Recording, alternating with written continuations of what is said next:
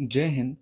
स्वागत है आपका हमारे इस अनुच्छेद की सीरीज में। यह हमारा दूसरा वीडियो है। इसमें हम अनुच्छेद 2 के बारे में समझेंगे। दरअसल दुनिया में 4 प्रकार के राज्य होते हैं। यहाँ राज्य का मतलब है एक देश या एक राजनीतिक इकाई। पहला प्रकार है उपनिवेश, जिसे कॉलोनी या डिपेंडेंसी भी कहा जाता है। इस तरह के देशों पर किसी अन्य देश का पूरी तरह से नियंत्रण होता है। उदाहरण के लिए भारत ब्रिटेन की कॉलोनी या उपनिवेश था। अब आते हैं दूसरे प्रकार पर। यह है संरक्षित राज्य या प्रोटेक्टोरेट।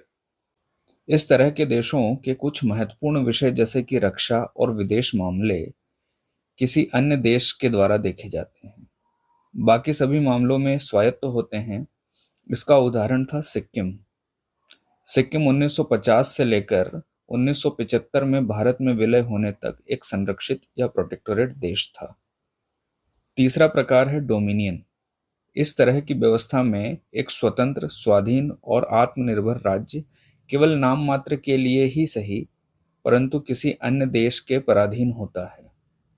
हालांकि उसकी व्यवस्था पूर्णतः स्वायत्त होती है। प्रोटेक्टोरेट की तरह उसके किसी भी विषय पर किसी भी अन्य देश का नियंत्रण नहीं होता।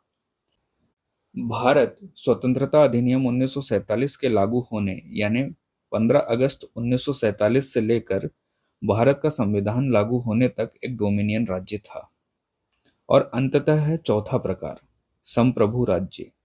संप्रभु राज्य वे होते हैं जो पूर्णतः स्वायत्त, स्वाधीन होते हैं। उदाहरण के लिए हमारा आज का भारत।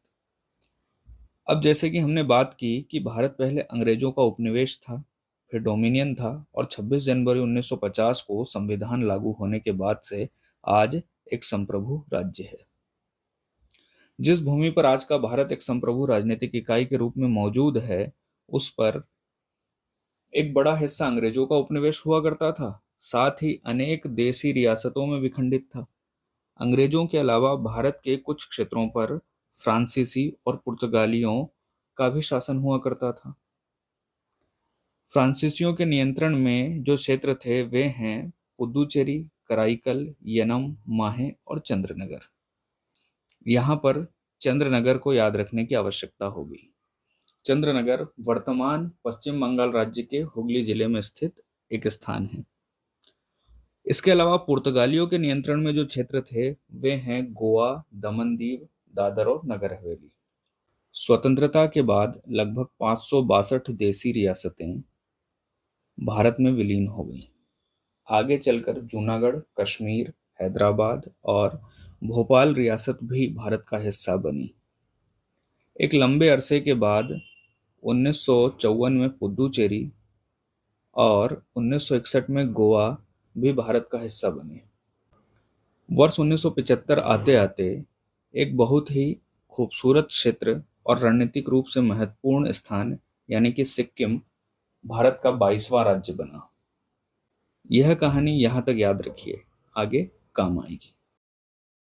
अब अनुच्छेद 1 को देखिए। अनुच्छेद 1 में लिखा है कि भारत राज्यों का संघ है और इसके राज्य क्षेत्र में शामिल हैं राज्य, संघ राज्य क्षेत्र और ऐसे अन्य क्षेत्र जो भविष्य में अर्जित किए जाएंगे। बस इस अर्जित किए गए क्षेत्र का रास्ता अनुच्छेद 2 से होकर गुजरता है। तो क्या पुदुचेरी, गोवा और सिक्किम का प्रवेश भारत में अनुच्छेद 2 के माध्यम से हुआ है? उत्तर है सभी का नहीं।